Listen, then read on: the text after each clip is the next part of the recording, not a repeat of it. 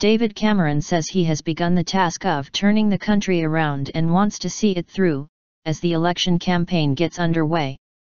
Speaking outside Downing Street, the Prime Minister urged voters to keep him in power to safeguard the recovery and provide the strong leadership needed. He attacked Labour leader Ed Miliband, saying he risked economic chaos. Earlier, Mr. Miliband said the Conservatives' policy on the EU posed a clear danger to UK business. Mr. Cameron was speaking after he held a 10-minute audience with the Queen at Buckingham Palace, the last time he is scheduled to meet the sovereign before polling day on May 7. Following months of unofficial campaigning, the 5.5-week race for number 10, which commentators say could be most unpredictable election in a generation, has begun in earnest after Parliament was dissolved. In other key developments on Monday, Ed Miliband launched Labour's business manifesto amid a row over corporate backing for its EU policy. Deputy Prime Minister and Lib Dem leader Nick Clegg said his party would occupy the reasoned centre ground during the campaign. UKIP leader Nigel Farage said his party was the radical choice as he prepared to outline the party's main election pledges.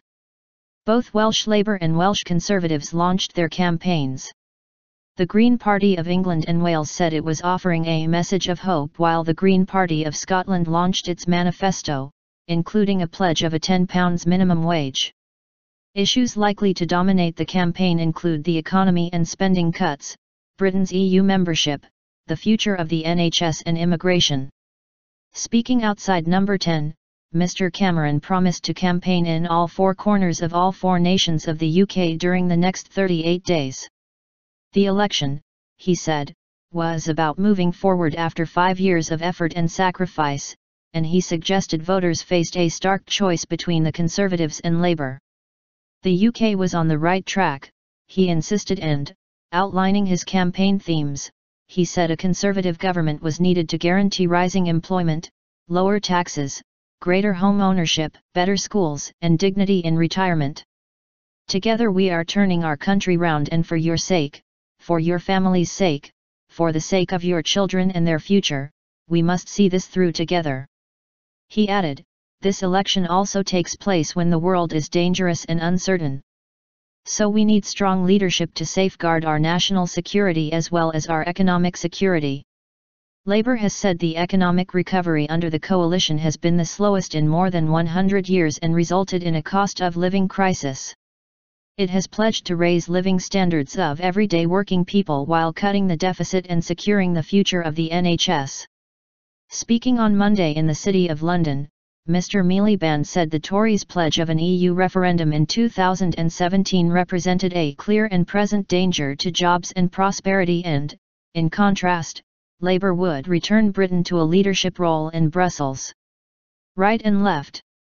However, Mr. Miliband was forced to defend a full-page advert in the Financial Times warning about the danger of EU exit after a number of business leaders quoted in it expressed concerns about being included.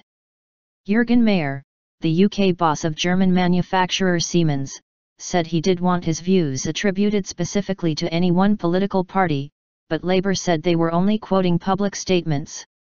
Mr. Clegg had a separate audience with the Queen in his capacity as Lord President of the Council.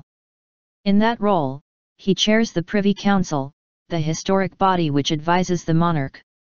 Mr. Clegg, who will later visit a hospital in the Midlands, told BBC Radio 4's Today his party would cut £50 billion less than the Conservatives and borrow £70 billion less than Labour.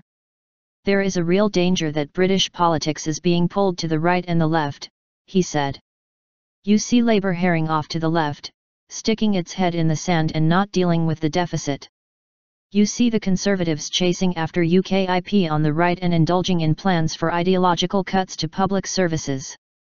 After Parliament's dissolution, MPs cease to be members of Parliament and writs will be issued for elections in all 650 constituencies, although government ministers remain in charge of their departments until a new administration is formed. Both David Cameron and Ed Miliband have conceded the election is on a knife edge, with opinion polls suggesting there is little to split the Conservatives and Labour. A Comres survey for ITV News and the Daily Mail on Monday suggested the Conservatives were leading Labour by 36% to 32%, but a YouGov poll for the Sunday Times suggested the reverse, putting Labour on 36% and the Tories on 32% nationally.